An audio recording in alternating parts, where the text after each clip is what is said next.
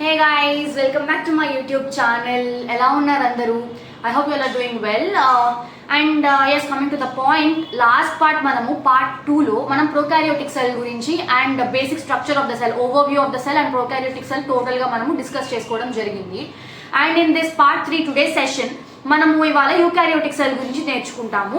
And not only eukaryotic cell, మనము దాని structure, cell wall, cell membrane, ఈ మూడు వరకు ఇవాళ క్లాస్లో నేను చెప్పాలనుకుంటున్నాను. And in the next class and the next part 4 and all నేను స్లోగా ఎండోమెంబ్రెయిన్ సిస్టమ్ అండ్ లోపల మొత్తం ఉన్న న్యూక్లియస్ ఎవ్రీథింగ్ కూడా, మైటోకాండ్రియా అవన్నీ కూడా నేను చెప్తాను ఇన్ ద నెక్స్ట్ క్లాస్ కూడా. సో ఇవాళ క్లాస్లో నేను యూకారియోటిక్ సెల్ గురించి చెప్దాం అనుకుంటున్నాను కాబట్టి let's get into this video. So yes, eukaryotic సెల్లో మనకి ఫస్ట్ మనము చూసుకుంటాం. అయితే ప్రొకారియోటిక్ సెల్లో నేను ఏదైతే చెప్పానో 90% ఆఫ్ బ్యాక్టీరియాలో, ఇంకా చాలా వాటిలో పీపీఏలో, ప్లూరినోమోనియాలిక్ ఆర్గానిజమ్స్, ఇంకా చాలా వాటిల్లో కూడా మనకి ఈ యొక్క ప్రొకారియోటిక్ సెల్స్ అనేవి ఉంటాయి. బట్ ఈ యూకారియోటిక్ సెల్స్ ఏంటి? ఇప్పుడు ఈ యూకారియోటిక్ సెల్స్ మనకి ఫంగై, ప్లాంట్స్, ఇంకా చాలా వాటిలోనే ప్రోటిస్ట్స్, యానిమల్స్, ఇంకా చాలా వాటిలోనే యూకారియోటిక్ సెల్స్ అనేవి ఉంటాయి. అండ్ యూకారియోటిక్ సెల్స్ గురించి మనము ముందరే బేసిక్ స్ట్రక్చర్లో మనం చాలా మాట్లాడుకున్నాం. యూకారియోటిక్ సెల్స్లో న్యూక్లియర్ ఎన్వలప్ ఉంటుంది, న్యూక్లియస్ ఉంటుంది, క్రోమోజోమ్స్ ఉంటాయి. ఆ న్యూక్లియర్ ఎన్వలప్లోనే క్రోమోజోమ్స్ ఉంటాయి. అండ్ ఆ క్రోమోజోమ్స్లోనే ఒక జెనెటిక్ మెటీరియల్ కూడా అది కంటైన్ చేస్తుంది, డిఎన్ఏ మెటీరియల్ని కూడా అది కంటైన్ చేస్తుంది. అండ్ మనము మాట్లాడుకున్నట్టయితే ప్రొకారియోటిక్ సెల్స్లో మనము ఏమైతే అనుకున్నాము దాట్ ఎంత వేరియేటెడ్గా ఉన్నా ఫండమెంటల్లీ మాత్రం అది సిమిలర్గానే ఉంటుంది అని. బట్ ఇక్కడ యూకారియోటిక్ సెల్స్లో దాట్స్ నాట్ పాసిబుల్. అది మనము ఇక్కడ యూకారియోటిక్ సెల్స్లో ఏంటంటే ఇది మొత్తంగా చాలా చోట్ల డిఫరెంట్గా ఉంటుంది. అంతేందుకు మనం ప్లాంట్స్ అండ్ యానిమల్స్లోనే చాలా వేరియేటెడ్గా ఉంటాయి ఈ సెల్స్ అనేవి కూడా. ప్లాంట్స్లో మనము చూసుకుంటే మనకి ప్లాంట్స్లో సెల్ వాల్ ఉంటుంది, ప్లాస్టిడ్స్ ఉంటాయి, అండ్ లార్జ్ సెంట్రల్ వాక్యూల్ కూడా ఉంటుంది. అదే యానిమల్ సెల్స్లో సెంట్రల్స్ ఉంటాయి, ఏదైతే ప్లాంట్ సెల్స్లో ఉండవు. యానిమల్ సెల్స్లో సెంట్రల్స్ ఉంటాయి, ప్లాంట్ సెల్స్లో ఉండవు. సో ఇలా కాకుండా చాలా విషయాల్లోనే ఇలాగ వేరియేటెడ్గా కనిపిస్తూ ఉంటుంది. And next if we talk about the cell membrane, cell membrane ఏదైతే ఉందో మనకి ఇక్కడ ఫస్ట్ ఇక్కడ ఎవరైతే ఉన్నారో సైంటిస్టులు అందరూ కూడా మనకి చెప్పడం, ఎలక్ట్రాన్ మైక్రోస్కోప్ అయితే 1950s కనుక్కున్నారు. ఎలక్ట్రాన్ మైక్రోస్కోప్ 1950s కనుక్కోవడం అది పక్కన పెడితే మనకి చాలా విషయాలు ముందరగానే చూసి చెప్పారు.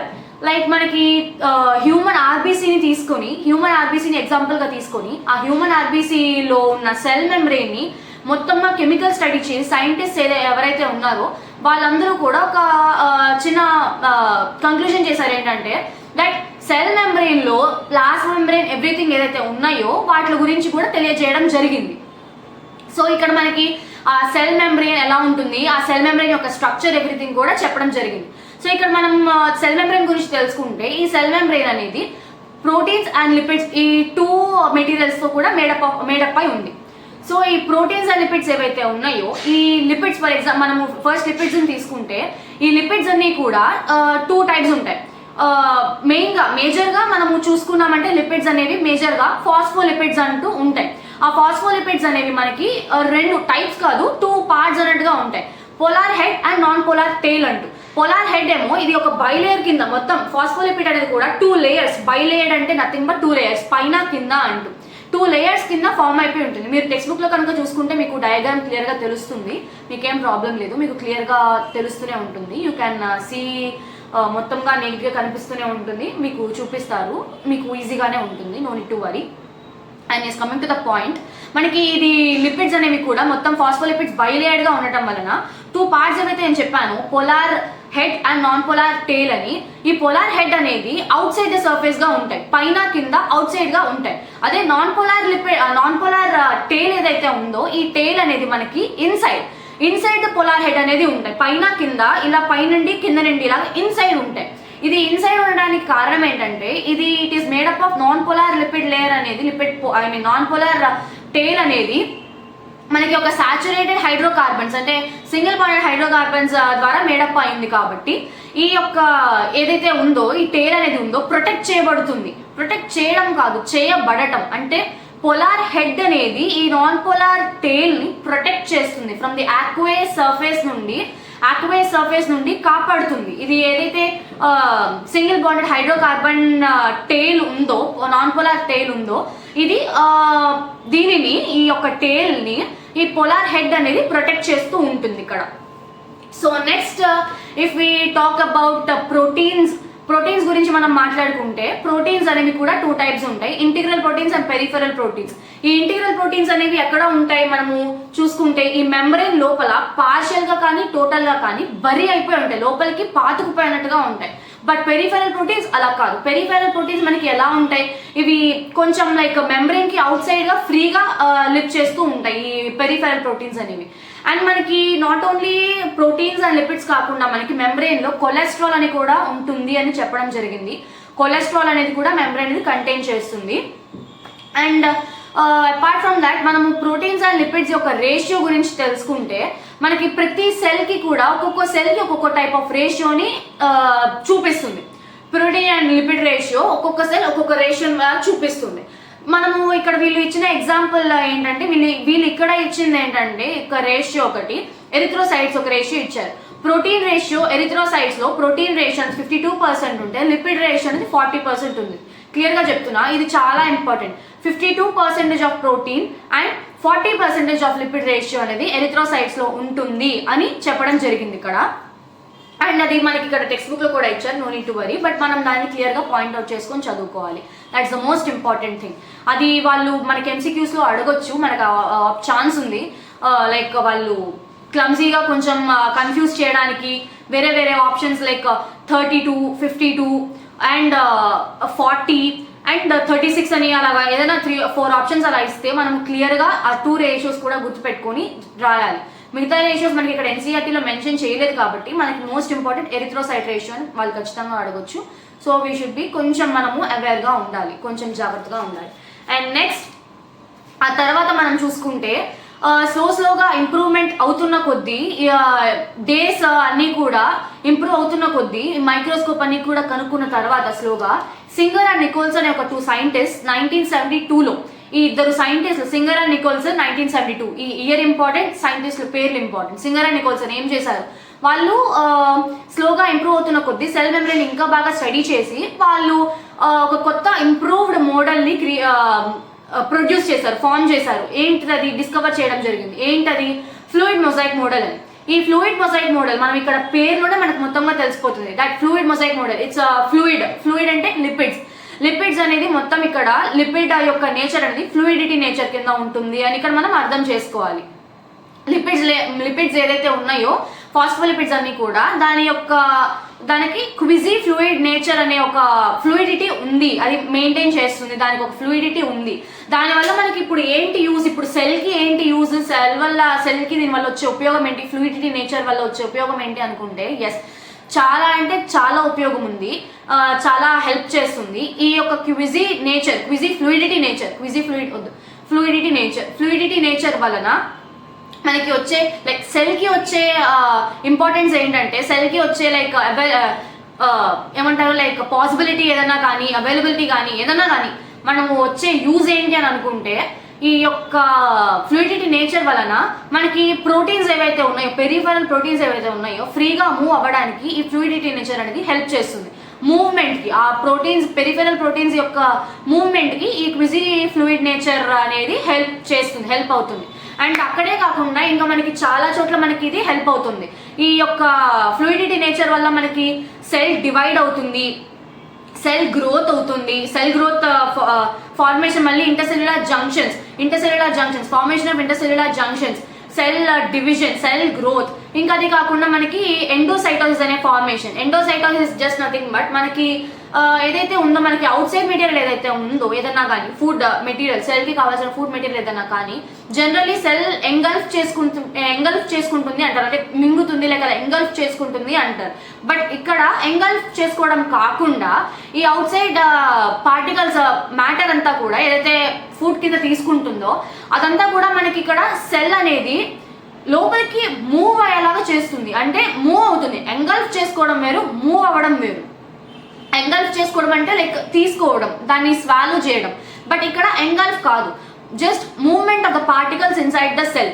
ఆ సెల్లోకి ఎలాగే పార్టికల్స్ మూవ్ అవుతుందంటే అదే ప్రాసెస్ పేరు ఎండోసైటోసిస్. It's just nothing. మనకి ఈ సెల్ మెంబ్రెయిన్ ఏదైతే ఉందో అది కొంచెం స్లోగా ఫోల్డ్ అవుతుంది. ఆ ఫోల్డ్ అవ్వడం వలన అవుట్ సైడ్ మ్యాటర్ ఏదైతే ఉందో అది కొంచెం ఫుడ్ కింద లైక్ ఆ ఫుడ్ అనేది స్లోగా మూవ్ అవుతూ వెజికల్ రూపంలో కానీ వాక్యూల్ రూపంలో కానీ అలాగా సెల్ మెంబ్రెయిన్ నుండి సెల్ మెంబ్రెయిన్ స్లోగా ఇన్ఫోల్డ్ అయితే ఆ ఇన్ఫోల్డింగ్స్ నుండి స్లోగా అది లోపలికి వస్తుంది వెజికల్ రూపంలో కానీ వాక్యూల్ రూపంలో కానీ. ఆ ప్రాసెస్ని ఇట్స్ జస్ట్ ఆ ప్రాసెస్ని ఎండోసైటోసిస్ అని అంటారు.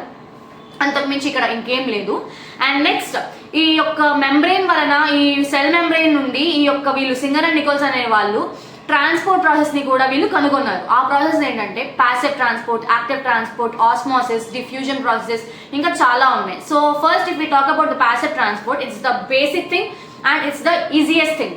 ఈ ప్యాసివ్ ట్రాన్స్పోర్ట్ అనే దానికి ఇక్కడ మాలిక్యూల్స్ ఏవైతే ఉన్నాయో ఈ మాలిక్యూల్స్ అన్నీ కూడా మనకి ఎలా మూవ్ అవుతాయంటే ఏ ఎనర్జీ లేకుండా, ఏ రిక్వైర్మెంట్ ఆఫ్ ఎనర్జీ లేకుండా ఈజీగా లైక్ నార్మల్గా అక్రాస్ ద మెంబ్రెయిన్ అవి అసలు ఆ మాలిక్యూల్స్ అనేవి ఏ హెల్ప్ లేకుండా, ఏ రిక్వైర్మెంట్ లేకుండా ఈజీగా మూవ్ అవుతూ ఉంటాయి అక్రాస్ ద మెంబ్రెయిన్. సో ఆ ప్రాసెస్ని మనం ప్యాసివ్ ట్రాన్స్పోర్ట్ అంటాం. బట్ యాక్టివ్ ట్రాన్స్పోర్ట్ గురించి ఆలోచిస్తే it's quite opposite to passive transport. ఇక్కడ యాక్టివ్ ట్రాన్స్పోర్ట్, ఇక్కడ మనం ప్యాసివ్ ట్రాన్స్పోర్ట్కి మనం ఏమనుకున్నాము, ఏ యొక్క రిక్వైర్మెంట్ ఉండదు, ఏ హెల్ప్ లేకుండా ఈజీగా ఇండిపెండెంట్గా మూవ్ అవుతాయని అనుకున్నాం. బట్ యాక్టివ్ ట్రాన్స్పోర్ట్కి అలా కాదు. యాక్టివ్ ట్రాన్స్పోర్ట్ ఎలాగా అంటే ఈ యొక్క అయాన్స్ ఏవైతే ఉన్నాయో అక్రాస్ ద మెంబ్రెయిన్ ఫ్రమ్ లో కాన్సన్ట్రేషన్ టు హైయర్ కాన్సన్ట్రేషన్ ఇవి ఎలా మూవ్ అవుతాయంటే ఏటీపీ హెల్ప్ తీసుకుని ఏటీపీని యూటిలైజ్ చేసుకుని అడెనోసిన్ ట్రైఫాస్ఫేట్ ఏటీపీ, ఈ ఏటీపీని యూటిలైజ్ చేసుకుని ఇవి లోవర్ కాన్సన్ట్రేషన్ నుండి హైయర్ కాన్సన్ట్రేషన్కి మూవ్ అవుతూ ఉంటాయి. సో దీనికి వీళ్ళు ఇచ్చిన ఎగ్జాంపుల్ ఇక్కడ ఏంటంటే sodium potassium pump. Sodium potassium pump అనే ఒక ఎగ్జాంపుల్ మీరు ఇక్కడ ఇవ్వడం జరిగింది. సో మనం ఇది గుర్తుపెట్టుకోవాలి. వాళ్ళు ఎగ్జాంపుల్కి ఎంసీక్యూస్కి అడుగుతారు. So we should remember this. And active transport అయిన తర్వాత if we talk about osmosis, osmosis అంటేనే మనకి ఇక్కడ తెలిసిపోతూ ఉండాలి అబౌట్ వాటర్, వాటర్ గురించి చెప్తూ ఉండటం. వాటర్ అనేది ఇక్కడ ఎలా మూవ్ అవుతుంది, హైయర్ కాన్సన్ట్రేషన్ నుండి లోవర్ కాన్సన్ట్రేషన్కి, హైయర్ కాన్సన్ట్రేషన్ నుండి లోవర్ కాన్సన్ట్రేషన్కి, is it right? Yes, higher concentration నుండి లోవర్ కాన్సన్ట్రేషన్కి మనకి ఇక్కడ ఈ వాటర్ అనేది డిఫ్యూజన్ అనే ప్రాసెస్ ద్వారా మూవ్ అవుతుంది. సో ఈ ప్రాసెస్ని మనం ఇక్కడ ఆస్మోసిస్ అని చెప్పడం జరిగింది. అదే ఇప్పుడు మనకి ఇక్కడ వాటర్ అయితే ఇక్కడ డిఫ్యూజన్ ప్రాసెస్ ద్వారా వెళ్తుంది. సో దాన్ని ఆస్మోసిస్ అని అంటారు. అదే ఇప్పుడు మనకి ఇక్కడ వాటర్ కాకుండా న్యూట్రల్ సొల్యూట్స్ ఏవైతే ఉన్నాయో ఆ సొల్యూట్స్ మూవ్ అవ్వడానికి కూడా ఈ డిఫ్యూజన్ ప్రాసెస్ అనేది హెల్ప్ అవుతుంది. సో ఫ్రమ్ హైయర్ కాన్సన్ట్రేషన్ నుండి లోవర్ కాన్సన్ట్రేషన్కి డిఫ్యూజన్ ప్రాసెస్ ద్వారా న్యూట్రల్ సొల్యూట్స్ అనేవి వెళ్తూ ఉంటాయి. And if we talk about the polar molecules అనేవి ఎలా మూవ్ అవుతాయి అబ్బా అని మనం అనుకుంటే ఈ పొలార్ మాలిక్యూల్స్ ఏవైతే ఉన్నాయో ఆ non polar lipid bilayer, non polar tail దగ్గర ఉంటాయి కాబట్టి ఆ పొలార్ మాలిక్యూల్స్ అనే వాటికి క్యారియర్ ప్రోటీన్స్ అనే ఒక ప్రోటీన్ పార్ట్ అక్కడ హెల్ప్ చేస్తాయి. ఆ లిపిడ్ బైలేయర్ మధ్యలో క్యారియర్ ప్రోటీన్స్ అనేవి ఉంటాయి. ఆ క్యారియర్ ప్రోటీన్స్ అనేది ఇక్కడ ఇప్పుడు పొలార్ మాలిక్యూల్స్ ఉన్నాయంటే ఈ క్యారియర్ ప్రోటీన్స్ ఇలా తీసుకుని ఇలా ఇప్పుడు బైలేయర్ నుండి ఇలా ఫ్లిప్ చేస్తాయి. సో ఇలా ఉన్న సెల్ మెంబ్రెయిన్, ఇప్పుడు మనకి ఇది సెల్ మెంబ్రెయిన్ అనుకుంటే ఈ సెల్ మెంబ్రెయిన్ నుండి ఇక్కడ ఫస్ట్ అవుటర్ లేయర్ ఇక్కడ పొలార్ మాలిక్యూల్స్ ఉన్నాయి. ఈ పొలార్ మాలిక్యూల్స్ అనేది ఈ యొక్క క్యారియర్ ప్రోటీన్స్ తీసుకొని ఇలా ఇన్నర్ దానికి ఫ్లిప్ చేస్తాయి. సో ఇక్కడ ఉన్న మాలిక్యూల్స్ ఇక్కడ ఇలా ఉన్న మాలిక్యూల్స్ పొలార్ మాలిక్యూల్స్ ఇటువైపుకి వెళ్తే ఇలా ఫ్లిప్ అయ్యి ఇన్నర్ లోవర్ కాన్సన్ట్రేషన్కి వెళ్ళింది. సో ఈ ప్రాసెస్ అనేది మనము ఏదైతే పొలార్ మాలిక్యూల్స్ ఉన్నాయో దానికి క్యారియర్ ప్రోటీన్స్ అనేవి హెల్ప్ చేస్తూ ఉంటాయి. సో ఈ ట్రాన్స్పోర్ట్స్ గురించి అన్నింటి గురించి కూడా ఇక్కడ సింగర్ అండ్ నికోల్సన్ వాళ్ళు ఈ ట్రాన్స్పోర్ట్ ఫెసిలిటీస్ ఇక్కడ ఉంటాయి అంటూ ఇలా ప్రొవైడ్ చేయడం జరిగింది. ఇక్కడ టైప్స్ ఆఫ్ ట్రాన్స్పోర్ట్స్ ఇలా ఉంటాయంటూ చెప్పడం జరిగింది. And next if we talk about the cell wall ఏదైతే ఉందో మనకి ఇక్కడ సెల్ వాల్ అనేది నాన్ లివింగ్ రిజిడ్ లేయర్. ఇది ఒక సెల్ వాల్ అనేది మనకి ఎక్కడ అన్ని చోట్ల ఉండదు. సెల్ వాల్ అనేది మనకి మోస్ట్లీ ఫంగై, ప్లాంట్స్ వాటిలోనే ఎక్కువగా కనిపిస్తుంది. ఈ సెల్ వాల్ అనేది ఏంటి, it's just non living rigid layer, గట్టిగా ఉంటుంది, ఇట్స్ నాన్ లివింగ్. అండ్ దీనివల్ల మనకి వచ్చే హెల్ప్ ఏంటంటే ఇది సెల్కి షేప్ ఇస్తుంది అండ్ అది అది సెల్ వాల్ని గట్టిగా కాపాడుతుంది. యాజ్ ఇట్స్ రిజిడ్ లేయర్ అదే మెయిన్ కాబట్టి అది మనల్ని అది సెల్ని కాపాడుతుంది, బర్స్ట్ అవ్వకుండా ఇన్ఫెక్షన్స్కి దూరంగా ఉంటూ ఈజీగా అది బర్స్ట్ అవ్వకుండా చాలా జాగ్రత్తగా చూసుకుంటుంది. ఆ సెల్ బర్స్ట్ అవ్వకుండా ఉండడానికి చూసుకుంటుంది. అండ్ మనము అదే కాకుండా మనకి ఇక్కడ సెల్ అనేది ఒక్కొక్క చోట ఒక్కొక్క టైప్గా మేడప్ అయి ఉంటుంది సెల్ వాల్ అనేది. మనం ఇప్పుడు ఆల్గే గురించి చూసుకుంటే ఆల్గేలో సెల్ వాల్ అనేది ఎలా మేడప్ అయి ఉంటుంది, ఆల్గేలో మనకి సెల్ వాల్ అనేది సెల్యులోజ్, గెలాక్టన్స్, మానన్స్ అండ్ మినరల్స్ కూడా ఉంటాయి. మినరల్స్ లైక్ కాల్షియం కార్బోనేట్, దీని ద్వారా కూడా ఇవన్నీ ద్వారా మేడప్ అయి ఉంటుంది. సో ఇవన్నీ కలిపి ఇక్కడ సెల్ వాల్ అనేది ఆల్గేలో ఇలా ఫామ్ అయింది సెల్ వాల్ అనేది అని మనం చెప్పుకోవచ్చు. అదే మనం ప్లాంట్స్ చూసుకున్నాం అనుకుంటే మనము ఇక్కడ మనకి ప్లాంట్స్ లో ఎలా ఉంటుంది, సెల్యులోజ్, హెమిసెల్యులోజ్, ప్రోటీన్స్, ఇంకా పెక్టిన్స్. సెల్యులోజ్, హెమిసెల్యులోజ్, ప్రోటీన్స్ అండ్ పెక్టిన్స్, ఈ 4 ద్వారా ఇంకా చాలా ఉంటాయి. ఇవన్నీ ద్వారా మేడప్ అయి ఉంటుంది ఇక్కడ ఈ సెల్ వాల్ అనేది ప్లాంట్స్ లో. అదే మనము సెల్ వాల్ ప్లాంట్స్ అసలు ఎలా ఫామ్ అవుతుంది, ఎలా ప్రొడ్యూస్ అవుతుంది అనుకుంటే ఇక్కడ మనకి ఫస్ట్ ఆఫ్ ఆల్ ప్లాంట్స్ లో ఇక్కడ మనకి first primary growth of plant లో మనకి first primary cell wall form అవుతుంది. ప్రైమరీ సెల్ వాల్ ఫామ్ అయిన తర్వాత స్లోగా అది ప్లాంట్ గ్రో అయ్యే కొద్దీ ఈ సెల్ వాల్ అనేది స్లోగా డిమినిష్ అయిపోవడం, అంటే కొంచెం వీక్ అయిపోవడం కానీ వానిష్ అవ్వదు, బట్ స్లోగా డిమినిష్ అయిపోయి సెకండరీ సెల్ మెచ్యూర్ అయ్యి సెకండరీ సెల్ వాల్ ని ప్రొడ్యూస్ చేస్తుంది. సో ఇక్కడ మనం ఒకటి ఆలోచిస్తే, ఫర్ ఎగ్జాంపుల్ ఇది సెల్ మెంబ్రెయిన్ అనుకుంటే ఈ సెల్ మెంబ్రెయిన్ కి ఇటువైపుకి అంటే సెల్ మెంబ్రెయిన్ కి దగ్గరగా cell wall secondary cell wall form అయితే దీనికి అవుట్ సైడ్ గా ప్రైమరీ సెల్ వాల్ ఉంటుంది. So inside the cell secondary cell wall form అవుతుంది near the cell membrane, and outside the cell primary wall ఉంటుంది. So ఈ రెండింటికి మధ్యలో ఇంకొక లేయర్ కూడా ఉంటుంది, ఏంటంటే కాల్షియం మిడిల్ లామెల్లా ఎలా ఉంటుంది, కాల్షియం పెక్టేట్ తో తయారై ఉంటుంది. It is made up of calcium pectate. ఇది కాల్షియం పెక్టేట్ తో ఫామ్ అయి ఉంటుంది కాబట్టి ఇక్కడ మనకి దీనివల్ల యూజ్ ఏంటి అని మనకు అనిపించవచ్చు. ఈ కాల్షియం పెక్టేట్ వల్ల మనకి మిడిల్ లామెల్లా వల్ల వచ్చే యూజ్ ఏంటంటే ఇది నైబరింగ్ సెల్స్, దగ్గరగా ఉన్న నైబరింగ్ సెల్స్ ని దగ్గర చేయడం, ఇంకా మనము హోల్డ్ చేయడం, ఆ నైబరింగ్ సెల్స్ ని హోల్డ్ చేయడం. సో దాని ద్వారా మనకి ఏదైనా ట్రాన్స్ఫర్ అవ్వాలనుకున్న సెల్ డివైడ్ ఏదైనా కానీ ఏ ప్రాసెస్ కి కన్నా కానీ నైబరింగ్ సెల్స్ ని హోల్డ్ చేయడానికి ఈ యొక్క మిడిల్ లామెల్లా అనేది హెల్ప్ అవుతుంది. అండ్ నాట్ ఓన్లీ దట్, మనకి ఇక్కడ మిడిల్ లామెల్లానే కాకుండా మనకి ఇంకొక టైప్ ఆఫ్ లేయర్ అనేది ఉంటుంది, ఏంటంటే ప్లాస్మోడెస్మాటా అని. ఇట్స్ జస్ట్ లైక్ డెస్మా ట్యూబ్ అనమాట. ఇది ఒక ట్యూబ్ లాగా. ఈ ట్యూబ్ అనేది ఎక్కడ ఫామ్ అవుతుందంటే ఈ సెల్ వాల్ ఏదైతే ఉందో మధ్యలో ట్రావర్స్ అని ఒక వర్డ్ కనిపిస్తుంది. ఆ ట్రావర్స్ అంటే ఏం లేదు, ఆ ట్రావర్స్ అంటే ఒక చిన్న ఓపెనింగ్ కింద క్రియేట్ అవుతుంది. ఫ్రమ్ సెల్ టు సెల్ కి సైటోప్లాజం ట్రాన్స్ఫర్ అవ్వడానికి కానీ ఎలా అన్నా కానీ హెల్ప్ అవ్వడానికి ఈ డెస్మా ట్యూబ్ అనేది చిన్న ట్యూబ్ అనేది క్రియేట్ అవుతుంది. ఆ మిడిల్లో సెల్ వాల్ ఏదైతే మధ్యలో ఓపెనింగ్ అవుతుందో ఆ ఓపెనింగ్ మిడిల్లో ఒక డెస్మా ట్యూబ్ ఫామ్ అవుతుంది. ఆ ట్యూబ్ నుండి సైటోప్లాజం అనేది ట్రాన్స్ఫర్ అవ్వడం, సెల్ నుండి సెల్ కి నైబరింగ్ సెల్స్ కి ట్రాన్స్ఫర్ అవ్వడానికి ఈ ప్లాస్మోడెస్మాటా అనేది ఇక్కడ హెల్ప్ఫుల్ అవుతుంది. సో ఇంకా ఈ సెల్ వాల్ గురించి చెప్పాను కదా, as I told you, cell wall is the main thing. Cell wall లేకపోతే సెల్ అసలు బతకలేదు. సెల్ వాల్ ఉండటం వల్ల ఆ రిజిడిటీ వల్లనే, పేరుకి అది non living but it has its own rigidity, అది షేప్ ఇస్తుంది. అండ్ ఆ సెల్ వాల్ వల్లనే మనకి సెల్ అనేది చాలా లివ్ అవ్వడం కానీ సస్టైన్ అవ్వడం కానీ జరుగుతుంది. ఇన్ కేస్ ఆ సెల్ వాల్ లేకపోతే అది ఏదన్నా ఇన్ఫెక్షన్ కి గురి అవ్వచ్చు, డ్యామేజ్ అవ్వచ్చు, లేకపోతే బర్స్ట్ అయిపోవచ్చు, ఇంకా సెల్ మొత్తానికి అవుట్ అయిపోవచ్చు, మొత్తం అసలు ఇంకా లాస్ అయిపోవచ్చు. సో ఈ సెల్ వాల్ లేకపోతే ఏమీ లేదు. ఇట్స్ జస్ట్ దట్ అందులో ఉన్న ఒక ఫ్లా, it's just like non living, అంతేగాని దానికి ఉన్న రిజిడిటీకి చాలా హెల్ప్ అవుతుంది సెల్కి. So cell wall and cell membrane గురించి మనం ఇవాళ తెలుసుకుందాం. In the next video I will let you know about the endomembrane system, and if possible I'll make you know about this mitochondria and plastids kuda. I'll try to like complete in that next part 4. కానీ time labs కూడా చూసుకోవాలి కదా, time సరిపోయిన దాన్ని బట్టి I'll try to complete all the things, but త్వరగానే I'll complete this chapter as far as possible. So yes guys, I'm again telling you, if I have told నేను మీకు ఏదైనా తప్పుగా కన్వే చేశాను అంటే you can tell me the comment section without any problem. మీరు ఏది కూడా పెట్టుకోకుండా నాకు ఏదైనా మిస్టేక్స్ ఉన్నాయంటే రెక్టిఫై చేసుకోవడానికి మీరు నాకు కమెంట్ సెక్షన్లో చెప్పొచ్చు. అండ్ మీకు కూడా దాన్ని బట్టి మీకు నాతో జరిగే ఇంటరాక్షన్ని బట్టి మీరు నాతో ఉన్న ఓపెన్ ఫ్రీగా ఉన్న దాన్ని బట్టి నేను మీకు ఇంకా కూడా దగ్గర అవ్వగలుగుతాను, అప్డేట్స్ కూడా ఇస్తూ ఉంటాను. I'll get you know about everything all the time. So if you like my video, please do like, share and subscribe to my YouTube channel. And next see you all guys in the next part. Thank you all guys.